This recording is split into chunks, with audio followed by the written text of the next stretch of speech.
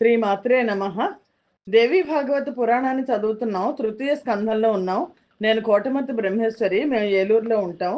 వ్యాస భగవానుడు మనకు ప్రసాదించిన దేవి భాగవత పురాణాన్ని ఆచార్య బేతవోలు రామబ్రహ్మం గారు తెలుగు చేశారు. అది చదువుతున్నాం. ఆ పురాణం చదువుతున్నాము. ముందుగా ప్రార్థన. శ్రీమాత్రే నమః. శుక్లాంబరధరం విష్ణుం శశివర్ణం చతుర్భుజం ప్రసన్నవదనం ధ్యాయేత్ సర్వవిఘ్నోపశాంతయే. శ్రీవిద్యాం జగతాంధాత్రీం సర్గస్థితిలయేశ్వరీం నమామి లలితాం నిత్యాం మహాత్రిపురసుందరీం. కృష్ణాయ వాసుదేవాయ దేవకీ నందనాయ చ నందగోపకుమారాయ గోవిందాయ నమో నమః. నమోస్తుతే వ్యాస విశాల బుద్ధే పుల్లారవిందాయత పత్రనేత్ర येन त्वया भारत तैलपूर्णः प्रज्वालितो ज्ञानमय प्रदीपः. శ్రీమాత్రే నమః.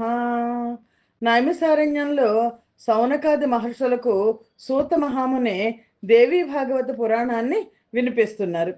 వ్యాస భగవానుడు జనమేజయుని వద్ద దేవి భాగవత పురాణాన్ని, దేవి మహాత్మ్యాన్ని తెలుపుతూ దేవి యజ్ఞం ఎలా చేయాలి, ఇంతకు ముందు ఎవరు చేశారు, ఈ వివరాలన్నీ చెప్పారు.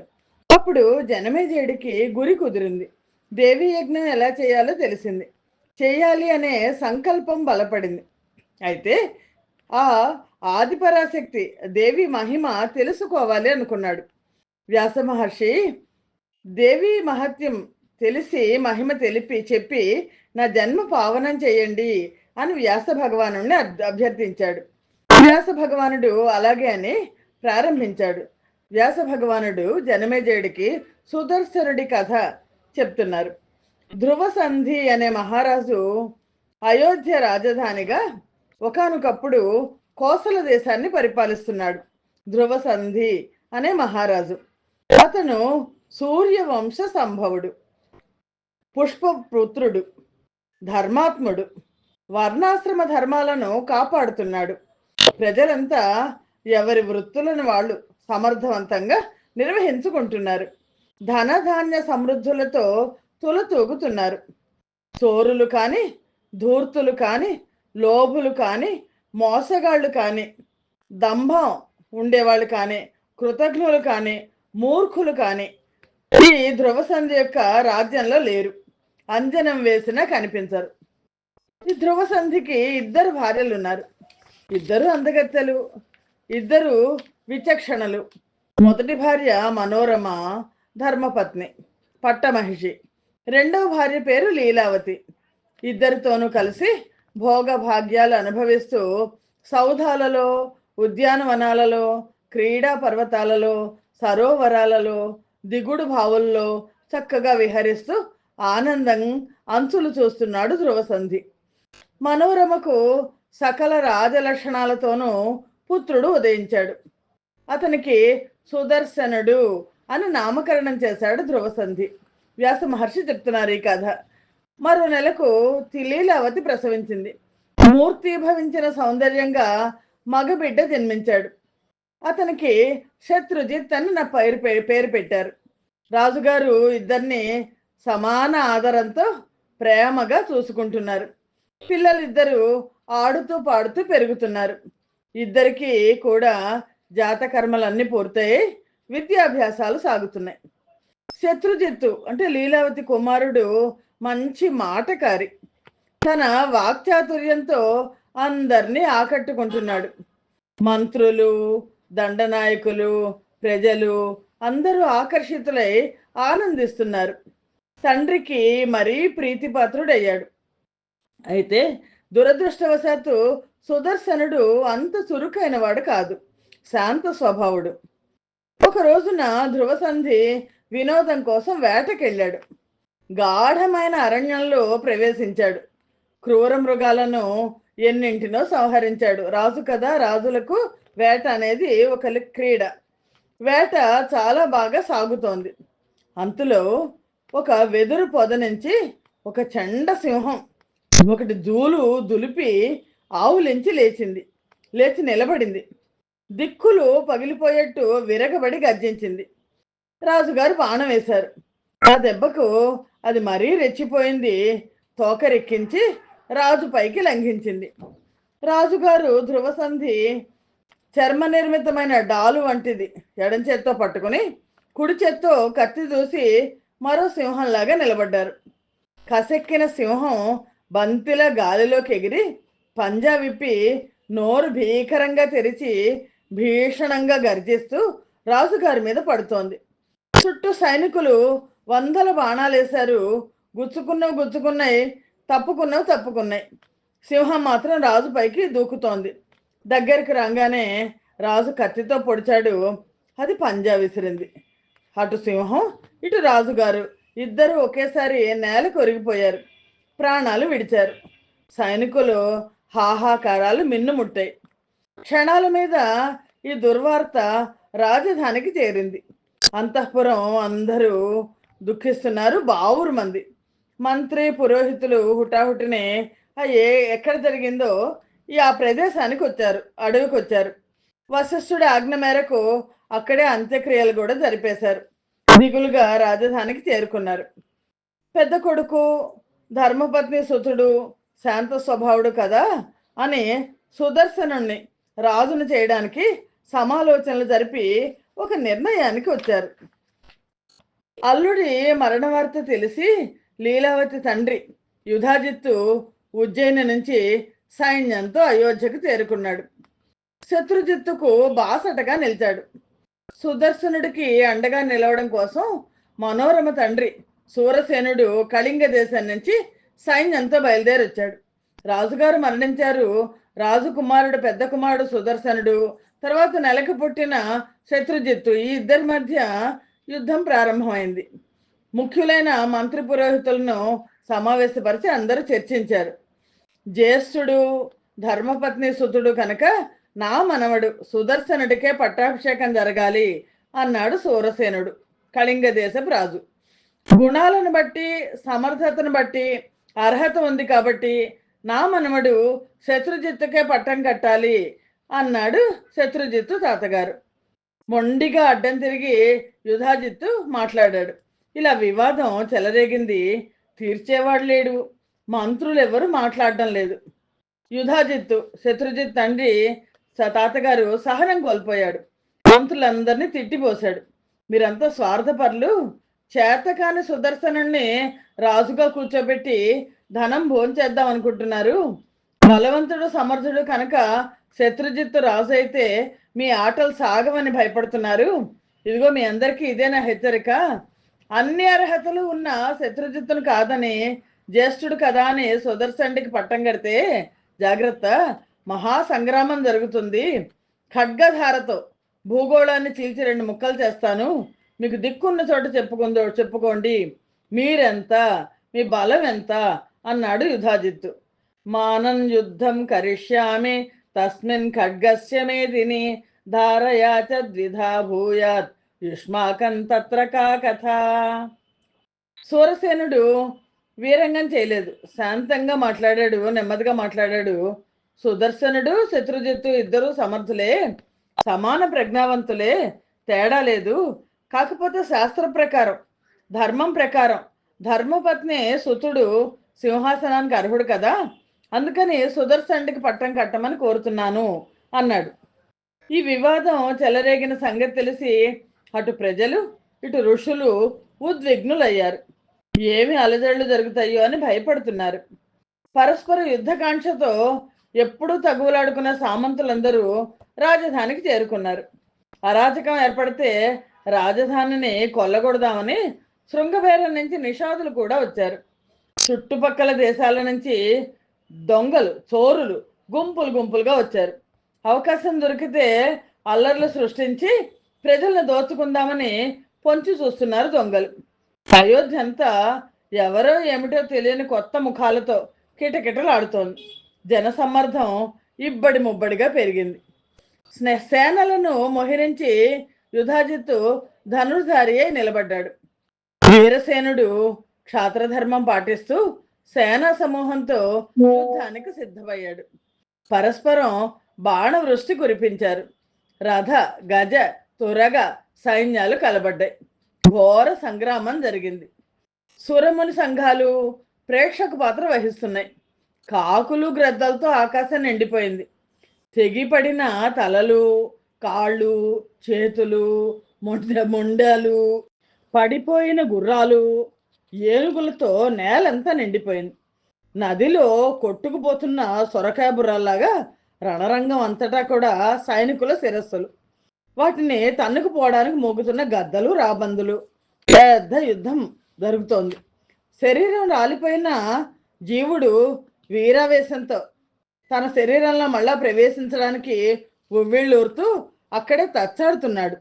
కొంతమంది వీరులు మరణించి దివ్య విమానాలను అధిరోహించి అందులో ఉన్న అప్సరసలకు నేలపై పడి ఉన్న తమ కళేబరాల సొగసులను వర్ణించి చూపిస్తున్నారు. ఒక మహావీరుడు మరణించి అప్సరసను పొంది మళ్ళీ దగ్ధమవుతున్నాడు. ఇద్దరు వీరులు ద్వంద్వ యుద్ధంలో ఒకేసారి మరణించి ఒకేసారి దివ్య విమానం అధిరోహించి అప్సరసల కోసం మళ్ళా కత్తులు దూస్తున్నారు.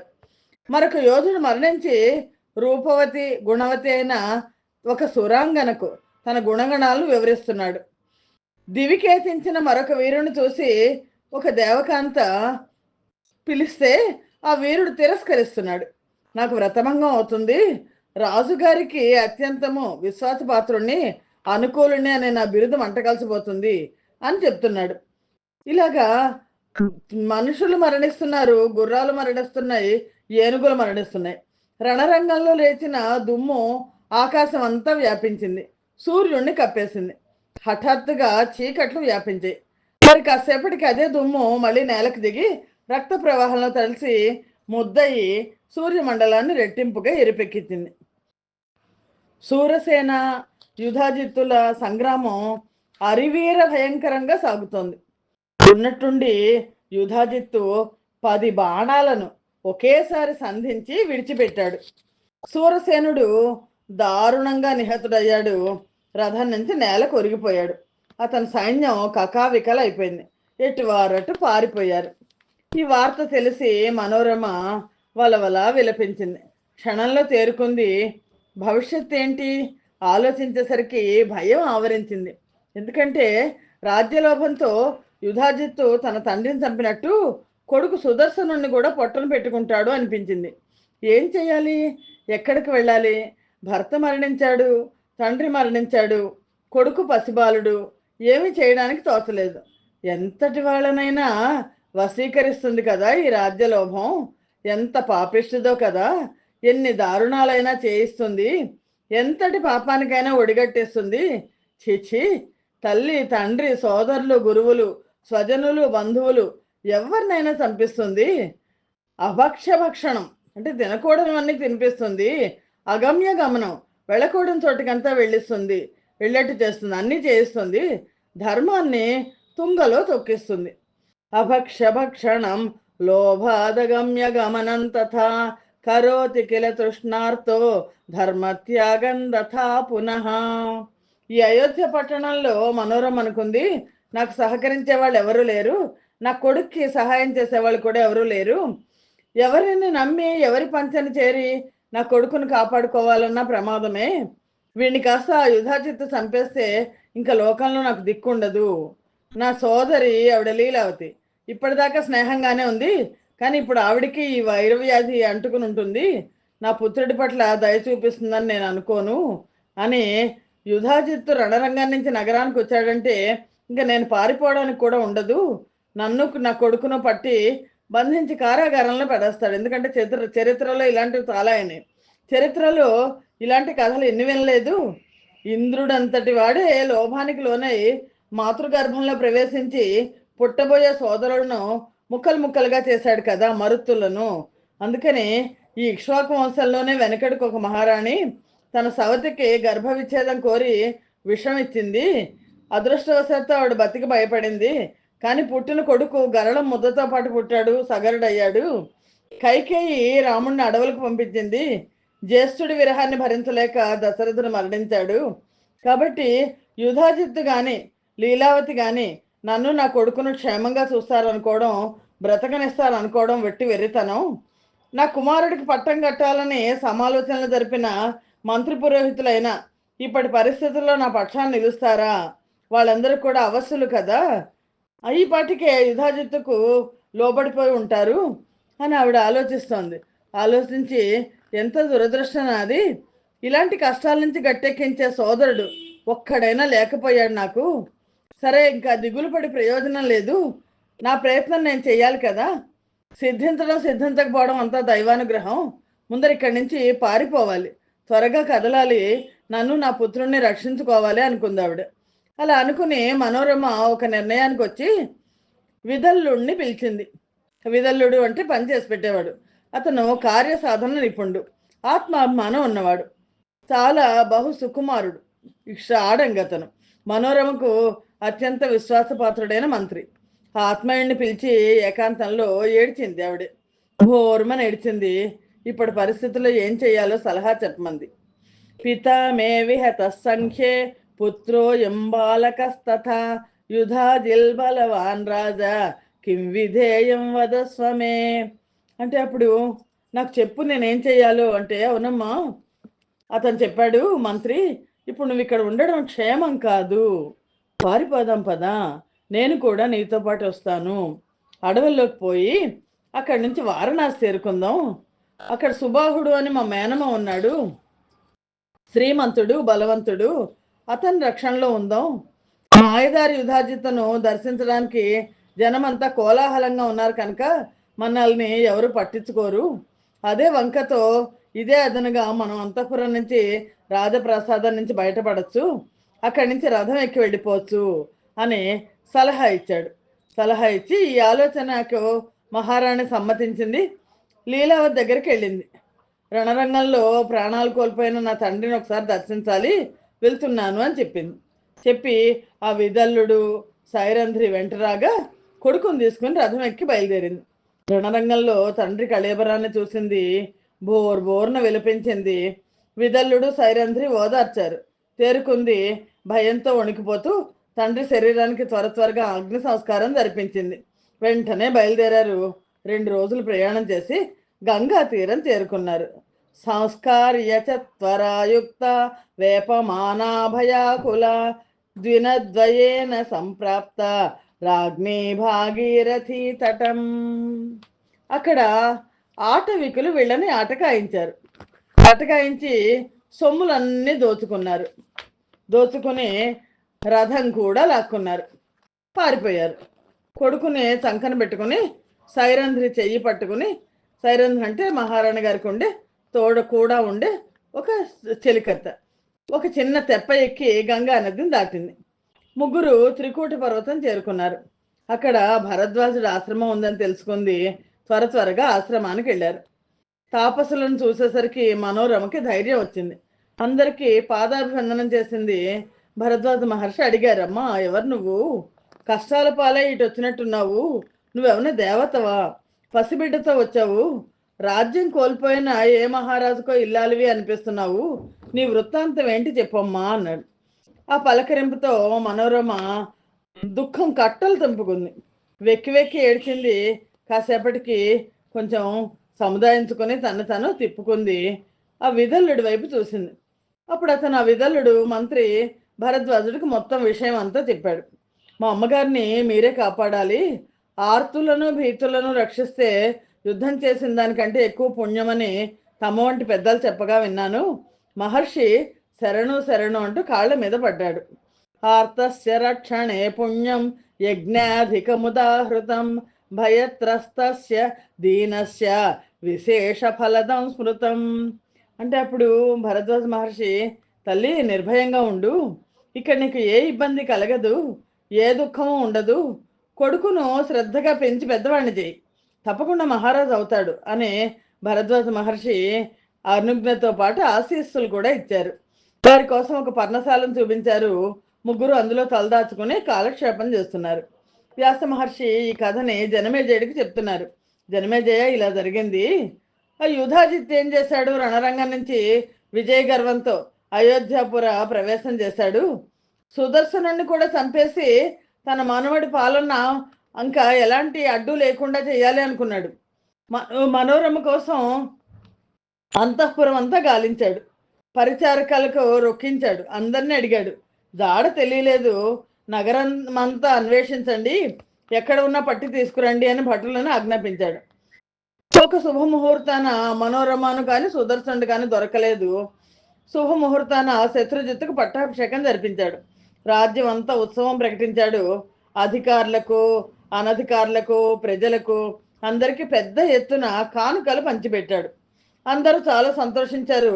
కొత్త రాజు శత్రుజిత్తుకు జై జై జై అన్నారు. శత్రుజిత్తు అసలే బాగా మాట్లాడేవాడు కదా, అందుకని ఇష్టమైంది అందరికీ. కొంతమంది సజ్జనులు మాత్రం ఇళ్లల్లో నిశ్శబ్దంగా రోధించారు. ఎందుకంటే పెద్ద కుమారుడు రాజు కాకుండా పెద్ద కుమారుడు కాదని రెండవ వాడు రాజు అయ్యాడు అని.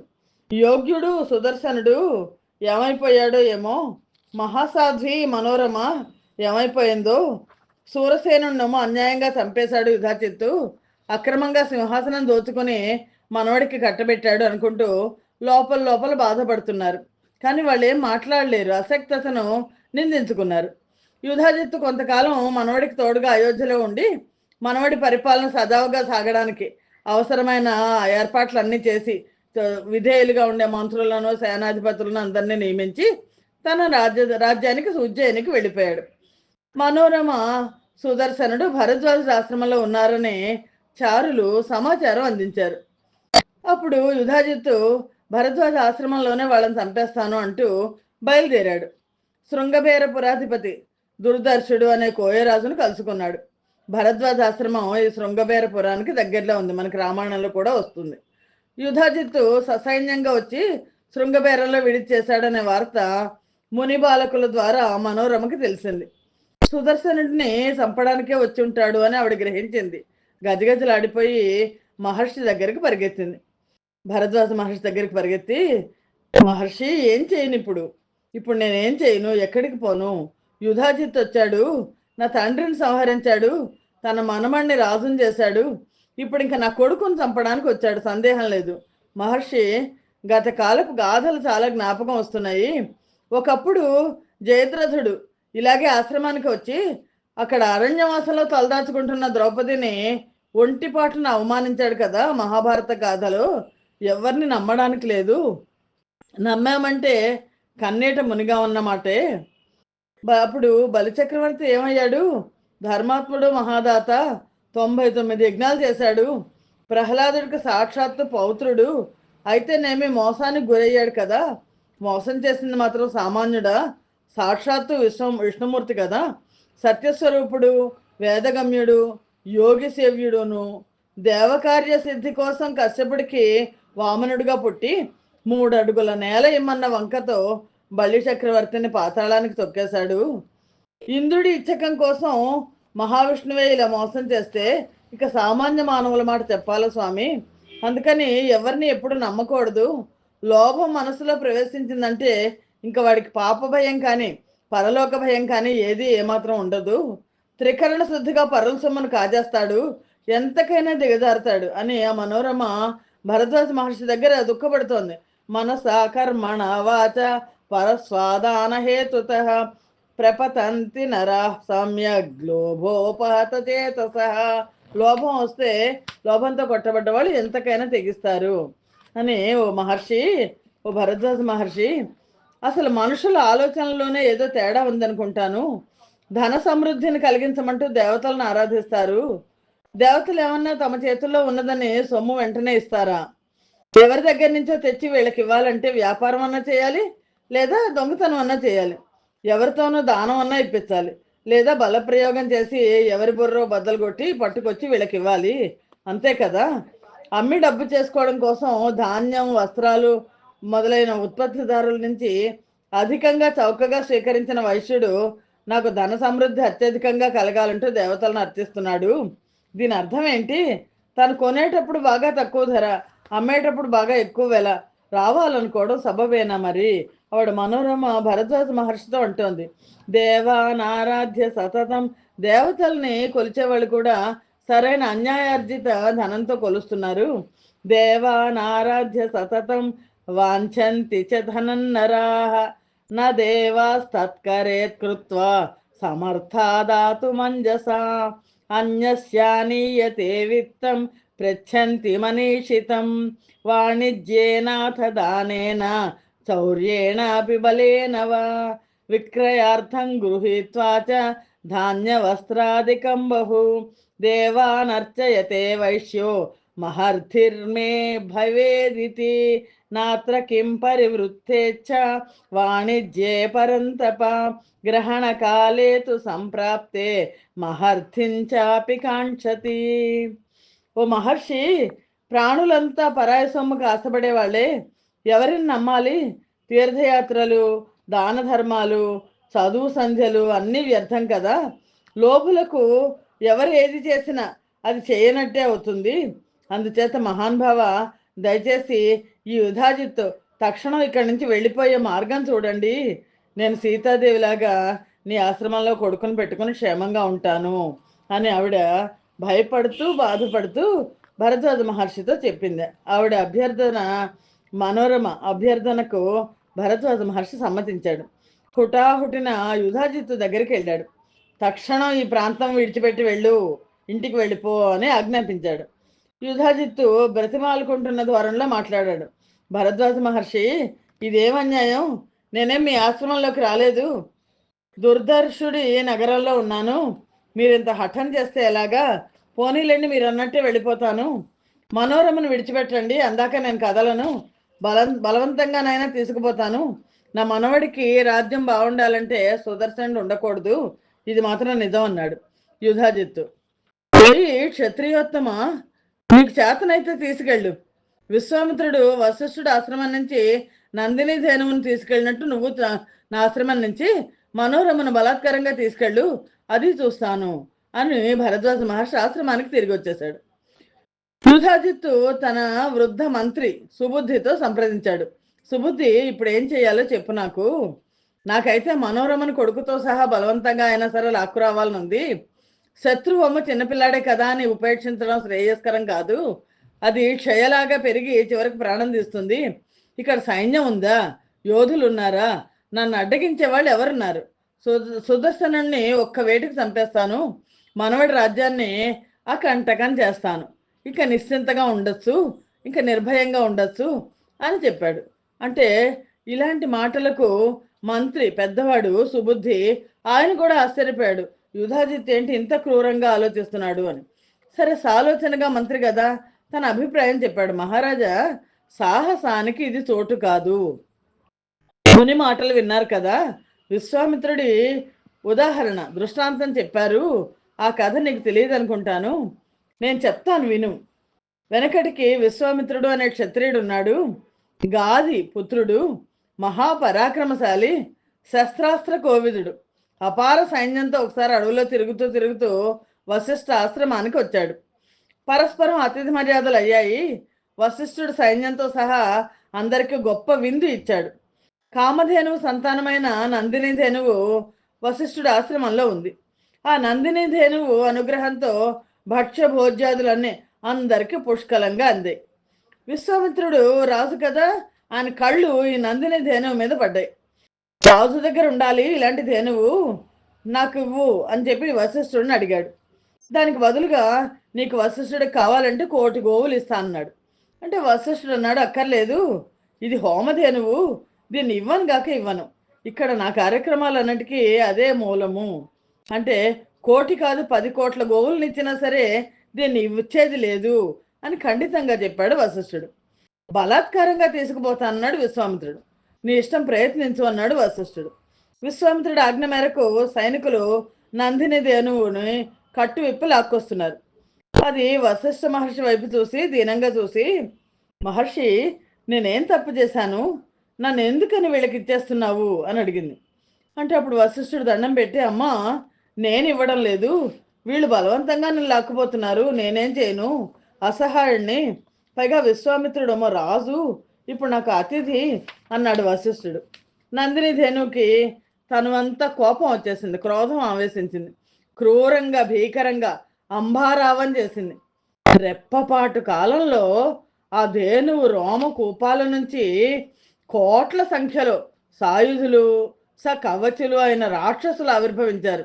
విశ్వామిత్రుడు సైన్యాన్ని నిరవశేషంగా నాశనం చేసేశారు. దిక్కుతోచని విశ్వామిత్రుడు ఒక్కడు ఒంటరిగా బతుకు జీవుడా అంటూ బయటపడ్డాడు.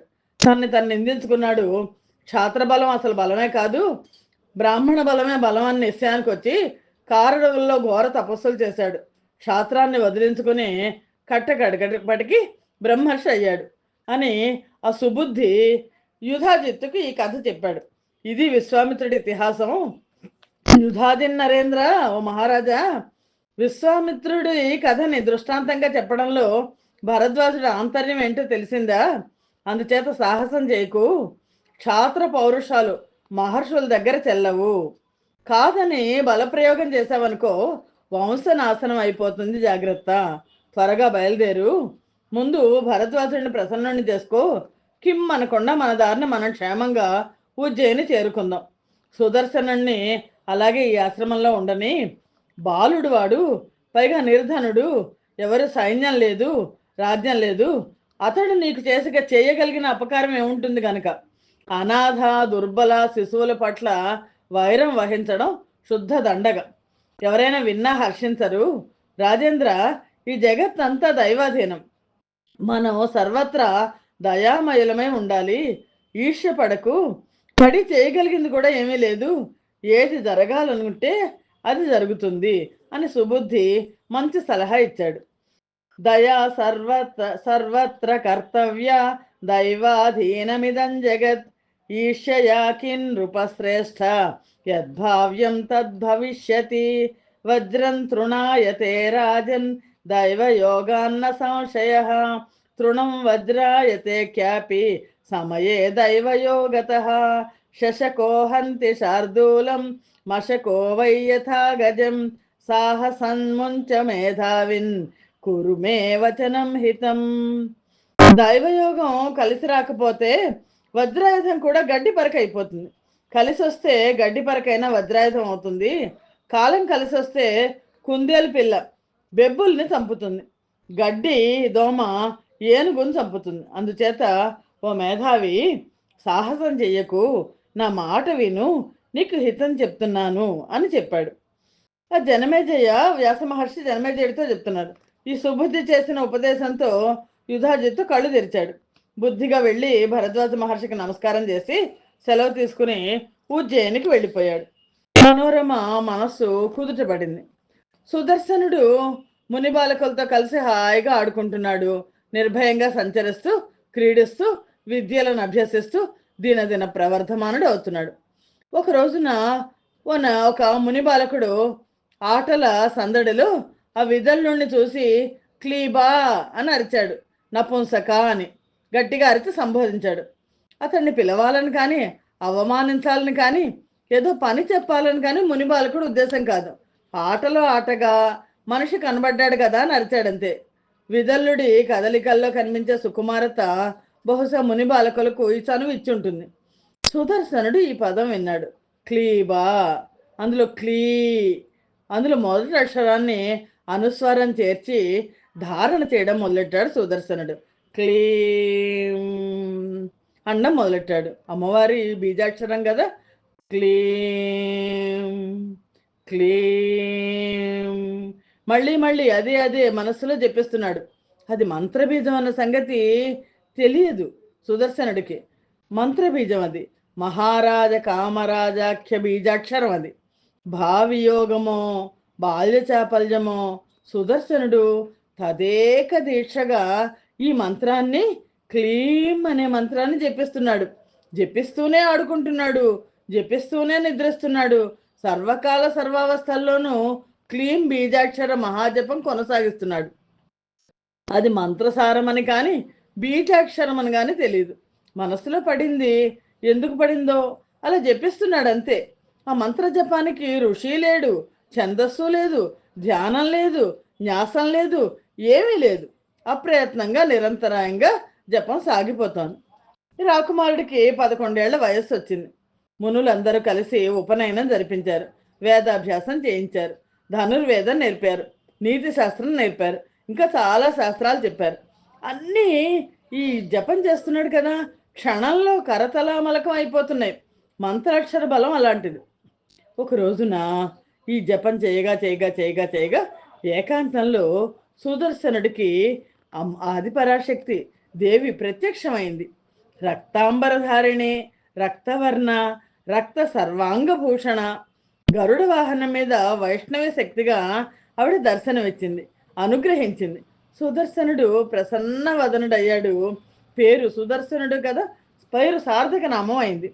రక్తాంబరాం రక్తవర్ణాం రక్త సర్వాంగభూషణాం గారుడే వాహనే సంస్థాం వైష్ణవీం శక్తిమద్భుతాం.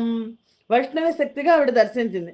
యథావిధిగా సుదర్శనుడు ఏకాంతంలో జరిగింది, ఇది ఎవరికి చెప్పలేదు. మాతృసేవ చేసుకుంటూ ఆశ్రమ ప్రాంతంలో అక్కడ చక్కగా సంచరిస్తున్నాడు. ఆ త్రికోటగిరి శిఖరాల మీద, లోయల్లో, గుహల్లో, సెలయేరుల్లో, నదీ తీరంలో క్రీడిస్తూ సంచరిస్తున్నాడు. ఆ సర్వ విద్యార్థ తత్వవేత్తకు ఒక రోజున నది ఒడ్డున ఒక దివ్యమైన ధనస్సు దొరికింది. రత్నాలలో మెరిసిపోతున్న ములుకులతో శిలా కఠినమైన బాణాలున్న తూణీరము అంబులపొది కూడా దొరికింది. వజ్ర కవచం దొరికింది. ఇవన్నీ సుదర్శనుడికి అమ్మవారు ఇచ్చిన ప్రసాదాలు, దేవి ప్రసాదాలు. తర్వాత కథ ఏంటంటే, శశికళ సుదర్శనుల పరిచయం. కాశీ నరేశ్వరుడికి శశికళ అనే అమ్మాయి ఉంది. రూప యవ్వన సంపన్న గుణవతి, శుచిస్మిత, చాలా చక్కగా నవ్వే అమ్మాయి. సుదర్శనుడి గురించి తన జనులు ఉంటారు కదా, వంది జనుల వల్ల కర్ణాకర్ణిగా వింది. మనస్సులో అనురాగం అంకురించింది. పరిణయం ఆడాలని నిశ్చయించుకుంది. అదే రోజు రాత్రి కలలో ఆ అమ్మాయికి జగదంబ కనిపించింది. సుదర్శనుడు నా భక్తుడు, అతన్ని నువ్వు వరించడం సమంజసమే, వివాహం చేసుకో, నీకు సకల మనోభీష్టాలు తీరుతాయి, ఇది నా వరం అని చెప్పి ఆదిపరాశక్తి అదృశ్యమైంది. శశికళ స్వప్న దర్శనం, ఆనందానికి అవధులు లేవు. సుదర్శనుడికి అమ్మవారికి కనిపించింది, శశికళకి స్వప్న దర్శనం అయింది. నిద్ర లేచి గంతులేసింది అమ్మాయి. ఈ సంబరానికి కారణం ఏంటని సఖులందరూ అడిగితే కన్నతల్లి అడిగిన కిలకిల నవ్వింది తప్ప ఏం చెప్పలేదు. సిగ్గుతో ముడుచుకుంది, కానీ ఎవరికి అసలు సంగతి చెప్పలేదు. ఒకరోజు అత్యంత ఆప్తురాలైన ఇష్టసఖిని తీసుకొని వన విహారానికి బయలుదేరింది. ఆ పూలు ఈ పూలు కోస్తూ మెల్లమెల్లగా ఆ సఖులతో తన స్వప్న వృత్తాంతం చెప్పింది. అంతలోకి అటువైపు వస్తూ ఒక బ్రాహ్మణుడు కనిపించాడు. శశికళ ఎదురు వెళ్ళి భక్తి ప్రపత్తులతో పాదాభివందనం చేసింది, మధురంగా సంభాషించింది. విప్రోత్తమ, ఎక్కడి నుంచి వస్తున్నారు అంటే ఆ బ్రాహ్మడు అన్నాడు, కళ్యాణి, భరద్వాజాశ్రమం నుంచి వస్తున్నాను, నీకేం కావాలి, నువ్వేం అడుగుతున్నావు అన్నాడు. ఆహా, ఏం లేదు, ఊరికే తెలుసుకుందామని అడిగాను అంటే, సరే నేను వెళ్ళినానా అన్నాడు. వెళ్దురు కానీ ఒక నిమిషం, ఆశ్రమాలు చాలా అందంగా ఉంటాయంటారు కదా, మరి మీ భరద్వాజ ఆశ్రమంలో వింతలు విడ్డూరాలు లోకాతీతమైన విశేషాలు చూసి తీరవలసిన అవి చాలా ఉంటాయి కదా, అవి నాకేమన్నా చూపిస్తారా అంటే, ఉన్నాయి బోల్డ్ ఉన్నాయి, ఏం వెళ్ళి చూస్తావా అన్నాడు అతను. ఆహా, వెళ్దామని కాదు, చూద్దామని కాదు, ఊరికే తెలుసుకుందామని. బోలుడు ఉన్నాయన్నారు కదా, ఒక్కటంటే ఒక్కటి లోకాతీత విశేషం చూసి తీరవలసిన సుందర సన్నివేశం కాస్త వీణులు విందు చెయ్యండి అంది అమ్మాయి. శశికళ అంటే, ఓ దానికేమి, మా భరద్వాజ ఆశ్రమంలో చూసి తీరాల్సిన సుందరాంగుడు ఒక్కడున్నాడు. వాడి పేరు సుదర్శనుడు, సార్థక నామధేయుడు, అయోధ్యాధీశ్వరులు ధ్రువసంధి నామధేయుల కుమారుడు. అతన్ని చూసి తీరాలి. చూడని వాళ్ళ కళ్ళు నిష్ఫలం. అన్ని సద్గుణాలను ఒక్కచోట రాసిపోసి చూడాలనుకున్నాడు కాబోలు పరమాత్మ. అతన్ని సృష్టించి తృప్తి చెందాడు. అమ్మాయి, మనసులో మాట చెప్తున్నాను, ఏమీ అనుకోకు. నీకు అన్ని విధాలా అతను యోగ్యుడు, నువ్వు అలాగే అతనికి తగిన దానివి. మీ ఇద్దరి వివాహము మణికాంచన సంయోగంలా అందంగా ఉంటుంది. శీఘ్రంగా కళ్యాణం జరుగుతుంది. కళ్యాణ ప్రాప్తిరస్తు, మనోవంచ ఫలసిద్ధిరస్తు అన్న బ్రాహ్మణుడు దీవించి వెళ్ళిపోయాడు అని వ్యాస మహర్షి జనమేజయుడితో చెప్తున్నారు. జనమేజయ బ్రాహ్మణ వచనంతో శశికళ మనస్సులో అనురాగం మారాకు తొడిగింది. సరే, సుదర్శనుడినే తలుచుకుంటూ అంతఃపురం చేరుకుంది. చెలికత్తలు శీతలోపచారాలు చేస్తున్నారు, కానీ శశికళకు ఉపశమనం ఇవ్వలేకపోతున్నారు. విరహంలో వేగిపోతోంది. చెలి, ఇది చందనం కాదే, విషం తెచ్చి నాకు తను అంతా పులిమారు. ఇదిగో ఇవి పూలదండలు కాదు, పాములు తెచ్చేశారు. ఇదిగో ఇది వెండి వెన్నెల కాదే, మండే అగ్ని. ఈ సౌధంలో సుఖం లేదు, దిగుడు బావిలో చల్లదనం లేదు, ఉద్యానవనంలో ప్రశాంతత లేదు, పగలు గడవడం లేదు, రాత్రి నడవడం లేదు. ఆవిడ విరహం అన్నమాట ఇదంతా. పడక మీద కూర్చోలేకపోతున్నాను, నేల మీద నడవలేకపోతున్నాను. తాంబూలం రుచించడం లేదు. సంగీతం వినాలనిపించడం లేదు. కళ్ళకి ఏదో అసంతృప్తి ఉంది. అడవిలో ఆశ్రమానికి వెళ్ళిపోవాలి అనిపిస్తోంది. అదిగో ఆ సుదర్శనుడిని చూద్దాం అనిపిస్తోంది. పోనీ వెళ్దామంటే నేనేమో అస్వతంత్రురాలిని, తండ్రి ఒద్దికలో ఉన్నదాన్ని, కులాచారం అడ్డొస్తోంది, సిగ్గు ముంచుకొస్తోంది. పోనీ తండ్రేమో స్వయంవరం ప్రకటించడు. ఏం చేయను? ఆ రాకుమారుడు సుదర్శనుడికి నేను ఎలా చెప్పను? ఎంతమంది లేరు ఈ భూలోకంలో రాకుమారులు? వందలు వేలు ఉన్నారు. ఎంతెంతో సంపన్నులు ఉన్నారు. కానీ వాళ్ళెవరూ నాకు నచ్చరు. రాజ్యహీనుడైన సుదర్శనుడికే నా మనసు అంకితం. ఇలా ఆ శశికళ చూడలేదు నిజానికి, కానీ పరితపిస్తోంది. రుక్మిణీదేవి శ్రీకృష్ణ పరమాత్మ గురించి తలుచుకున్నట్టు. అప్పుడు చెప్తున్నారు వ్యాస మహర్షి, జనమేజయ పరివారం లేక, సంపదలు లేక, సైన్యం లేక, రాజ్యం లేక ఒంటరి వాడే వనవాసం చేస్తూ కందమూల ఫలాలు తింటున్న సుదర్శనుడు ఆ రాకుమారి మనసులో తెష్టేశాడు. ఇదంతా ఆ బీజాక్షర జప ఫలితం. అంతటి మాత్రం జపాన్ని కొనసాగిస్తూనే ఉన్నాడు. ఆ విశ్వమాతను, విష్ణుమాయా మండితను, సర్వ సంపత్కరను రోజు స్వప్నంలో దర్శిస్తూనే ఉన్నాడు. ఒకరోజు శృంగబేర పురాధిపతి నిషాదరాజు దుర్దర్శనుడు దర్శనానికి వచ్చి సర్వాలంకార శోభితమైన రథాన్ని, పతాకాపరమండితమైన జైత్ర రథాన్ని చతురశ్వ సమన్వితంగా బహూకరించాడు. 4 అశ్వాలతో ఉన్న పెద్ద రథాన్ని మిత్రుడు ఇస్తున్నాడు కదా అని సుదర్శనుడు ప్రేమగా స్వీకరించాడు. కందమూల ఫలాలతో ఆతిథ్యం ఇచ్చి పంపించాడు. ఆశ్రమంలో మునులంతా రథాన్ని చూసి సంబరపడ్డారు. రాకుమారా, నీకు రాజ్యం ప్రాప్తిస్తుంది. ఎందుకంటే కవచం వచ్చేసింది, ఆయుధాలు వచ్చేసాయి, ఇప్పుడు రథం కూడా వచ్చింది. తప్పదు.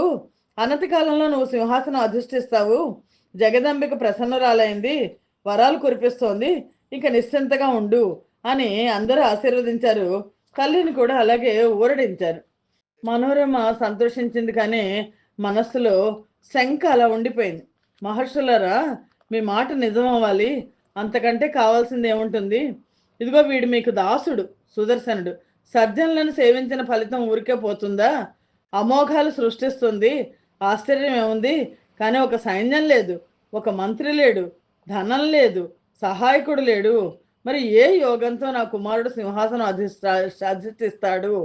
కేవలం మీ ఆశీర్వాదాల వల్లే ఇది జరగాలి. జరుగుతుంది, సందేహం లేదు. మీరంతా మంత్రవేత్తలు అని నమస్కరించింది. సుదర్శనుడు ఈ రథం వచ్చింది కదా, ఆ రథారూఢుడై ఎటు వెళ్ళినా అక్షోహిణి సేనా సమాయుక్తుడైనట్టు వెలిగిపోతున్నాడు. ఇదంతా మంత్ర బీజాక్షర ప్రతాపం. జనమేజయ ఆ కామరాజ బీజాక్షరాన్ని శుచిగా శాంత చిత్తంతో ఎవరు జపించినా ఇలాగే ఉంటుంది అని చెప్పారు వ్యాస మహర్షి. సకల వాంఛలు నెరవేరుతాయి. క్లీం అనే మంత్రం భూలోకంలో కానీ పైలోకంలో కానీ ఈ మంత్ర జపం చేసిన వాళ్ళకి దుర్లభము అనేది ఉండదు, అప్రాప్యము అనేది ఉండదు. అంత శక్తి అనుగ్రహం. అమ్మవారి పట్ల విశ్వాసం లేని మందభాగ్యులు అన్నింటా నష్టాలను కష్టాలను ఎదుర్కొంటారు, రోగ పీడితులు అవుతారు. సర్వదేవతలకు జననిగా అధిమాతగా కీర్తించబడే పరాశక్తి దయ చూస్తే బుద్ధి, కీర్తి, ధృతి, లక్ష్మి, శక్తి, శ్రద్ధ, మతి, స్మృతి అన్నీ సమకూరుతాయి. ఏమేమి వస్తాయి అమ్మవారి దయ ఉంటే? బుద్ధి, కీర్తి, ధృతి, లక్ష్మి, శక్తి, శ్రద్ధ, మతి, స్మృతి. అవి విజయాన్ని తీసుకొస్తాయి. అందరికీ ప్రత్యక్ష దైవం ఆది పరాశక్తి. మూఢులు మాయావృతులై ఈ రహస్యం తెలుసుకోలేరు, కుతర్కాలు చేస్తారు. బ్రహ్మ విష్ణు మహేశ్వరులు, అష్టదిక్పాలకులు, సూర్యచంద్రులు, అష్టవసువులు, విశ్వదేవతలు నిరంతరం సృష్టి స్థితి లయకారిణిని ధ్యానిస్తూనే ఉంటారు. అలాంటిది తెలివైన వాణ్ణి అనుకుంటున్న మానవుడు ధ్యానించకపోతే అంతకన్నా దురదృష్టం ఏమన్నా ఉంటుందా? సుదర్శనుడు ఈ రహస్యం తెలుసుకున్నాడు, అర్చించాడు. సాక్షాత్ పరబ్రహ్మ, అవి విద్యాస్వరూపిణి, యోగగమ్య, ముముక్షులకు దిక్కు. అఖిలాత్ముడైన పరమాత్మకే ఈ త్రివిధ సృష్టిని చేసి చూపించే మహాదేవిని ధ్యానించుకుంటూ రాజ్యలాభం కంటే మించిన ఆనందాన్ని అనుభవిస్తూ సుదర్శనుడు ఆశ్రమంలో హాయిగా సుఖంగా కాలం గడుపుతున్నాడు. శశికళ మాత్రం విరహంలో వేగిపోతోంది. ఎన్ని ఉపచారాలు చేసినా ఫలితం కనిపించడం లేదు, దుఃఖిస్తోంది. కాశీరాజు సుబాహుడికి శశికళ తన కుమార్తె విషయం తెలిసింది. తండ్రి వెంటనే స్వయంవరం ప్రకటించాడు. రాజవంశాలకు 3 రకాల స్వయంవరాలు ఉంటాయని పెద్దలు చెప్పారు. ఒకటి ఇచ్ఛా స్వయంవరం, అంటే కోరిన వాడిని స్వయంగా వరించి మెడలో దండేయడం. రెండోది పణ స్వయంవరం, అంటే శివధనుస్సును ఎక్కువ పెట్టిన రాముణ్ణి సీత వరించడం. ఏదో ఒక టెస్ట్ పెడతారు, పెట్టి ఆ పరీక్షని పణం అంటారు, అంటే పరీక్ష నెగ్గితే వివాహం చేసుకోవడం. మూడోది శౌర్య శుల్క స్వయంవరం, కేవలం సూర్యులకు మాత్రమే, వచ్చిన మహావీరులందరినీ జయించి రాకుమార్ని చేపట్టడం. వీటిలో సుబాహుడు ఇచ్ఛా స్వయంవరం ప్రకటించాడు. శిల్పులు వచ్చి వివిధ ఆకారాల్లో సభ్య మంటపాలను నిర్మించారు, అందంగా వేదికలను తీర్చిదిద్దారు. మిగతా ఏర్పాట్లన్నీ చురుగ్గా సాగుతున్నాయి. రాజపుత్రులకు ఆహ్వానాలు వెళ్తున్నాయి. శశికళ గ్రహించింది. మనసులో మాట తల్లిదండ్రులకు చెప్పాల్సిన తరుణం ఇదే అనుకుంది. ఆంతరంగికురాలైన ఇష్ట సఖిని పిలిచింది. సఖి, నువ్వు వెళ్ళి మా అమ్మతో చెప్పు, ఏకాంతంగా ఉన్నప్పుడు చెప్పు, నేను ధ్రువసంధి మహారాజు గారి అబ్బాయి సుదర్శనుడికి మనస్సు ఇచ్చాను, అతన్ని తప్ప ఇంకెవరిని వరించనని, ఇది ఆది పరాశక్తి సంకల్పం అని చెప్పిరా అంది. ఇష్టసఖి వెళ్ళి చెప్పింది. ఈ శశికళ వాళ్ళ తల్లి వైదర్భి, ఆవిడ పేరు, తన భర్తకు చెప్పింది. కాశీ నరేశ్వరుడు పక్కపక్క నవ్వాడు. సుబాహుడు ఆయన నవ్వాడు. ఇలా కూడా జరుగుతుందా?